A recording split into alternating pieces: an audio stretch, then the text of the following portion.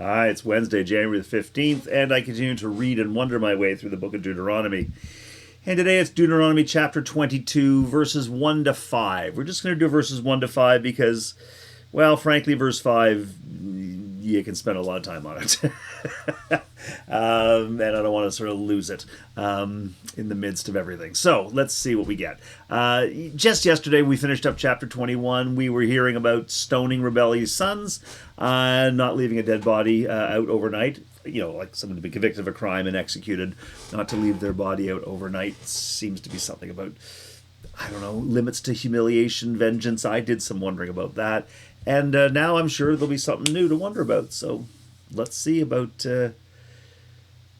Moses' instructions to the people as they go into the promised land about how to live well in the promised land. So here it is, Deuteronomy 22, verses 1 to 5. You shall not watch your neighbor's ox or sheep straying away and ignore them. You shall take them back to their owner. If the owner does not reside near you, or you do not know where the owner is, you shall bring it to your own house, and it shall remain with you until the owner claims it, and then you shall return it. You shall do the same with a neighbor's donkey. You shall do the same with a neighbor's garment. You shall do the same with anything else that your neighbor loses and you find.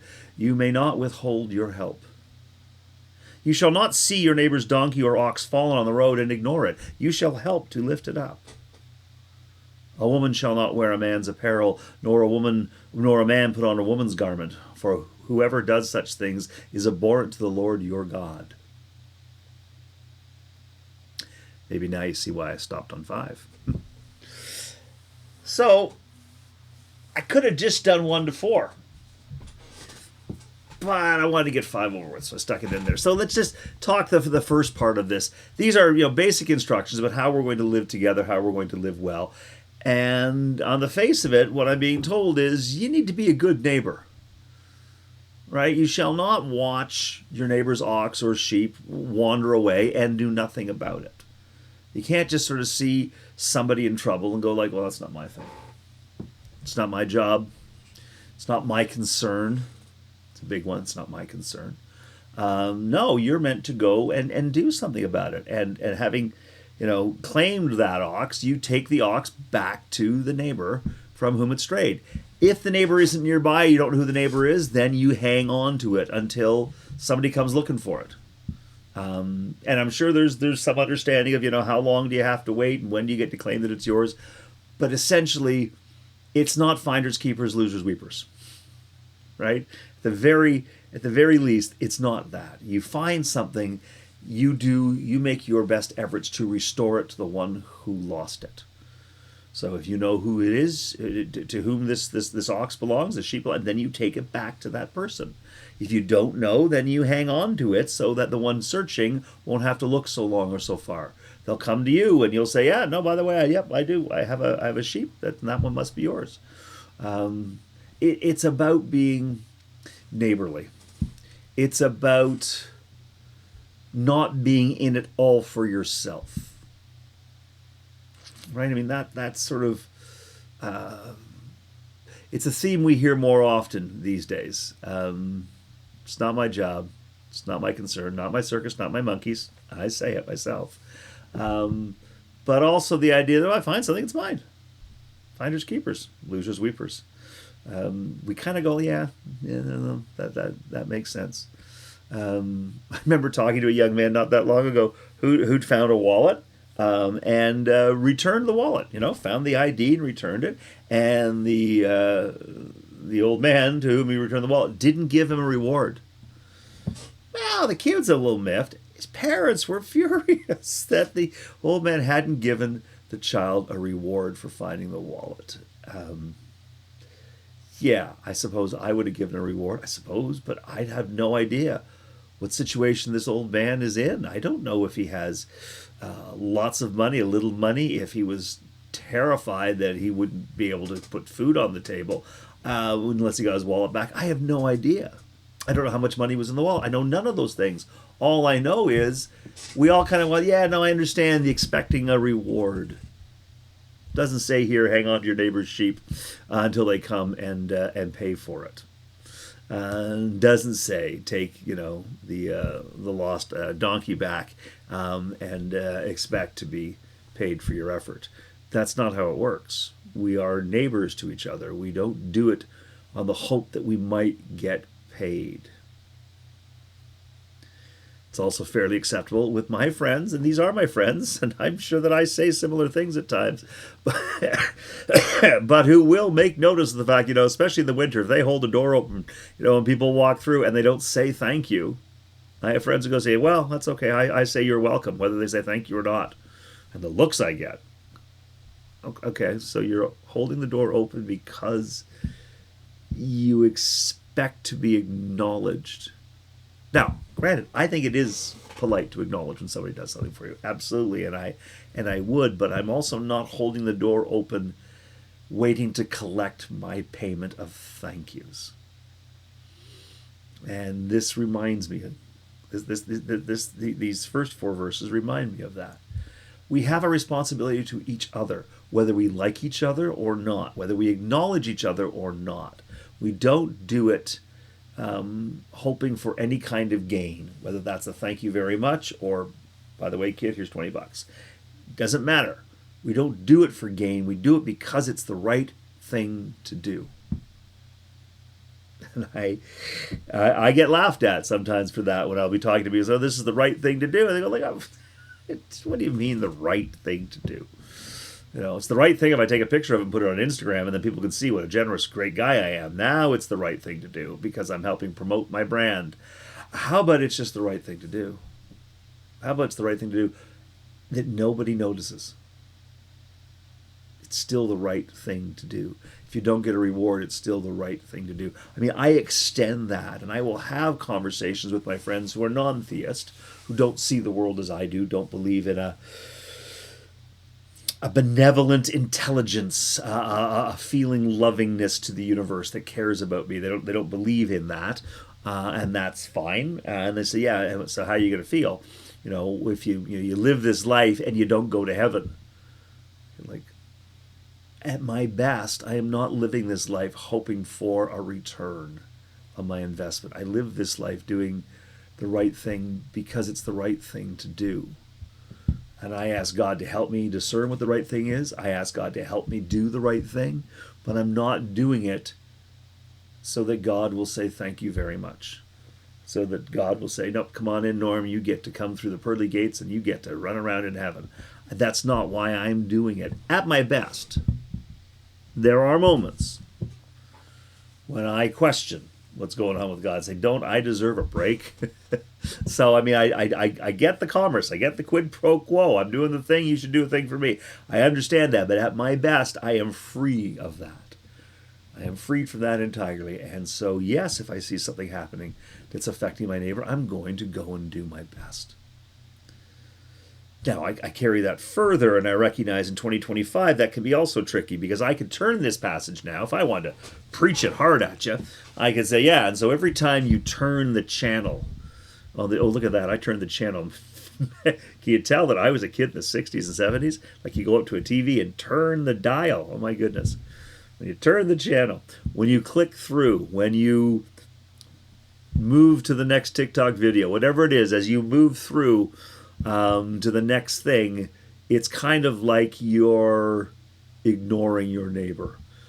If you are watching and you see the war happening in Gaza and you turn to another feed, so you're not watching that anymore, is that the same as I see what's happening to my neighbor, but I'm doing nothing?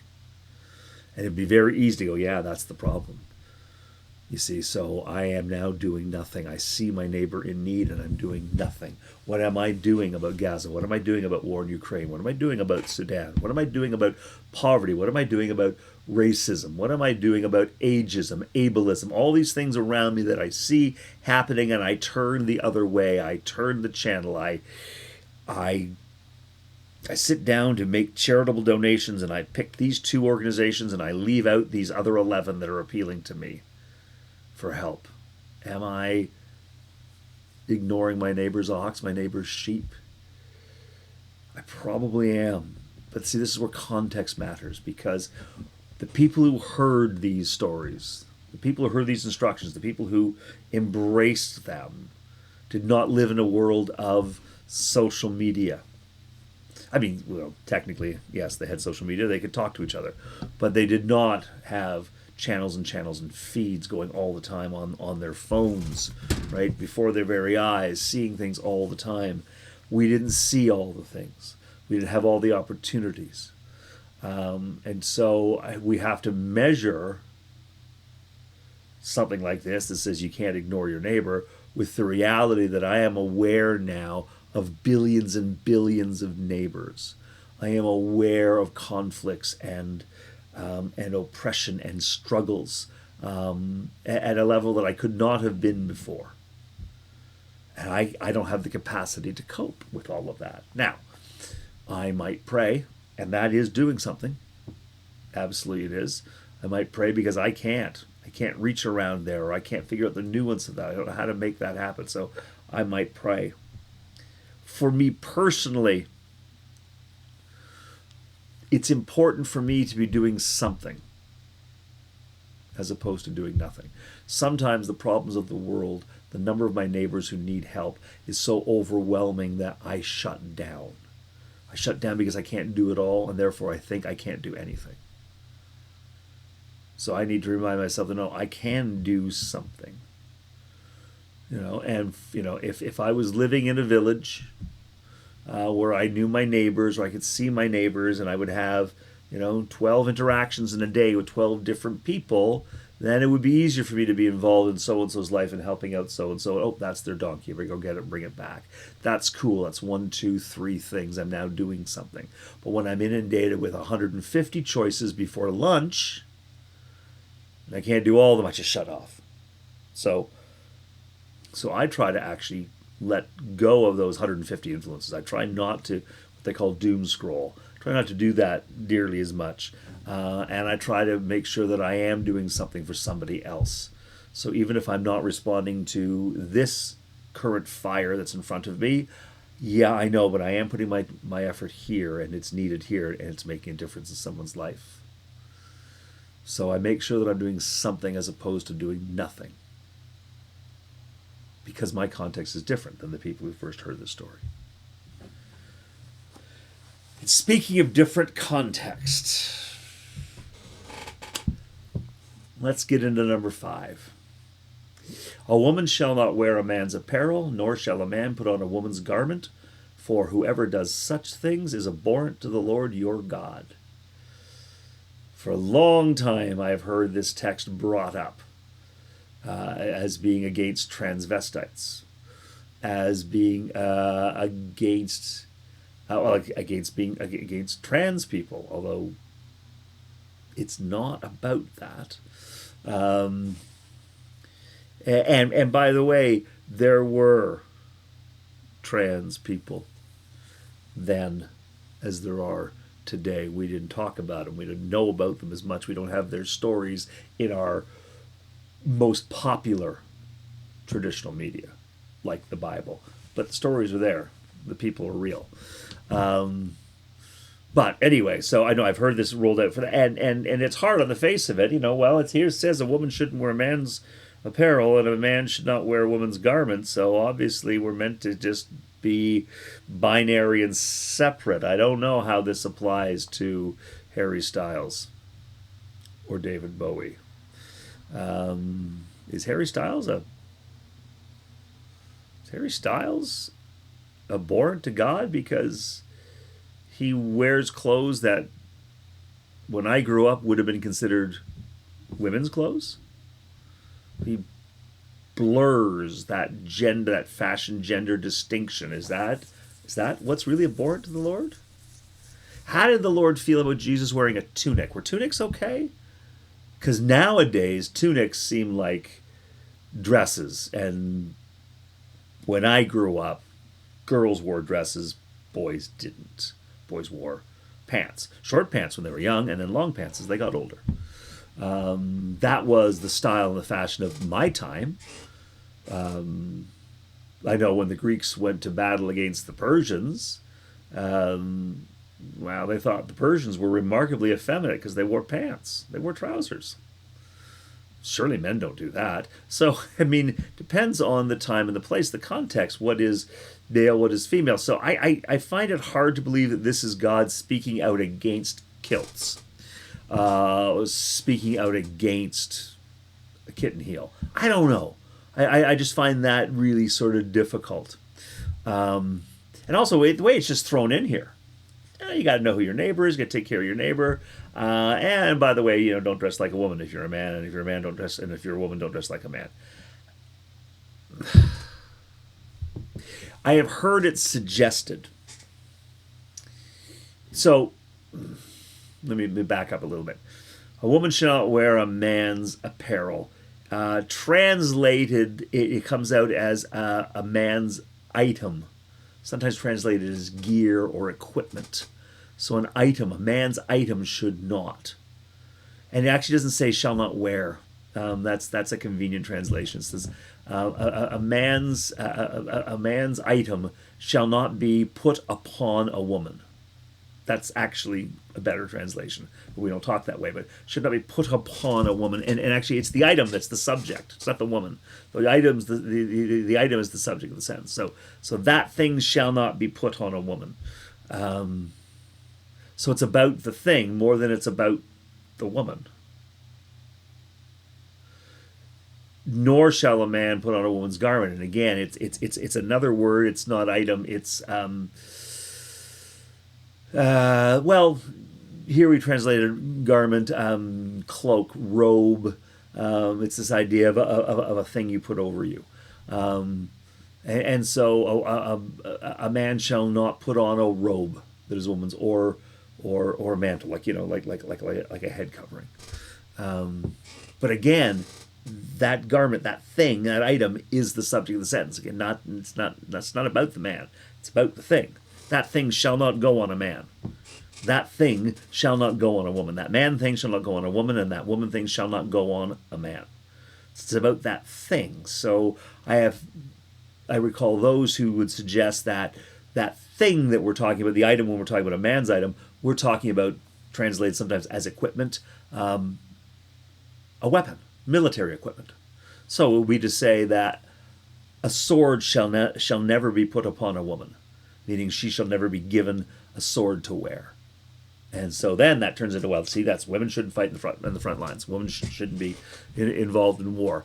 A whole different argument, again, different time, different context. But in this context, women did not fight as soldiers. So it might be that, just establishing that no, that's how this is going to be. Men will go out and fight the wars. Women will stay home and care for the family, for the village. It might just be about establishing those roles, right? So a man shall not put on that head covering, kind of thing you would wear. I mean, perhaps if you were running a household, doing a kitchen, if so the idea is that no, we're going to play our parts. That's what's important in all this, is everybody should play their part. That we now take that to then translate into the modern age, saying men and women shouldn't wear each other's clothes, we shouldn't blur genders, we shouldn't support transgender people, we shouldn't allow for transvestitism.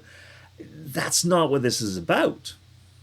I mean, the grammar in this is very specific and really kind of weird, which makes you think the intent of the author is specific, even though we don't know what it is.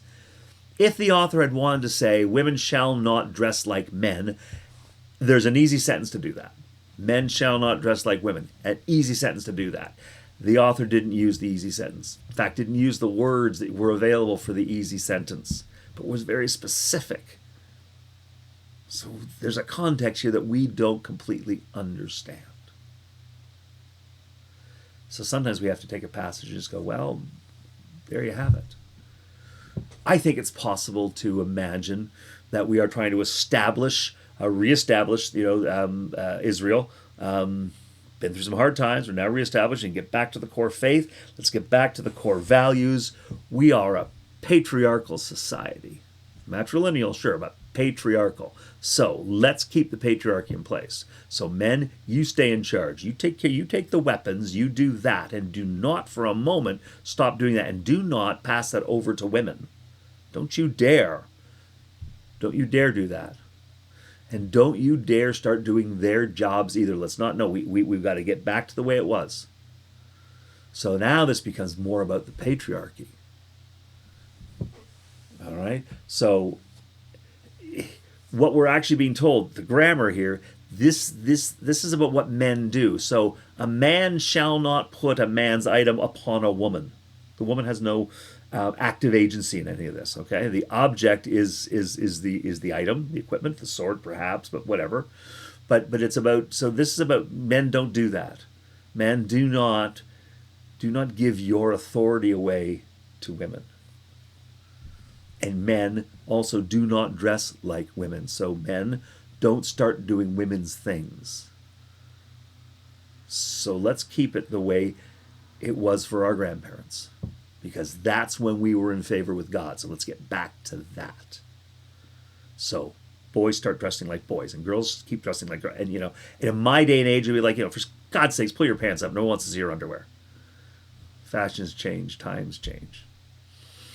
Right? But so this to me is not so much about cross-dressing. It's certainly not about transgenderism. Like it's nothing to do with that. This is solely about the clothing itself, the items. This is, in fact, it's not even clothing. It's item. It's item. It's item and it's material. Item and material. So the material, that's why it makes sense. It's a robe or a head covering, like a mantilla. So really, to me, this is more about establishing and maintaining the patriarchy. And I'm not going to defend that. It fits into the time and place of it, however. Anyway, that's what I make of that, and I know other people don't. Because I say, Deuteronomy 22:5 gets waved around a lot by people who are, themselves clearly not two-spirited, not transgender, and clearly and not transvestite, or and don't know anybody who is, clearly. I have a 46-year-old son who is a femboy. He is a hetero cis man who likes to dress likes to dress in women's clothes. It's what he likes. He feels quite comfortable, and that's what he does. And of course, now, for me, those aren't women's clothes. Those are just clothes. They become a women's clothes when a woman wears them. They are men's clothes when a man wears them. Harry Styles does not wear women's clothes. Harry Styles wears clothes. My son wears clothes. All right? This isn't even about wearing clothes, this passage. Shall not put upon a woman a man's item.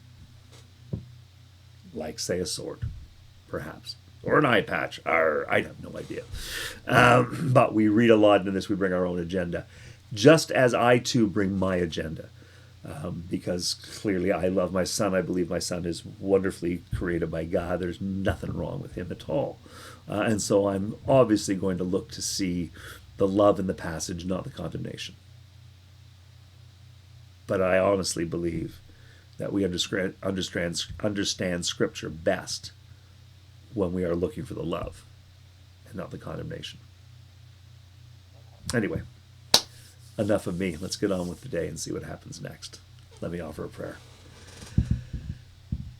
Loving God, thank you.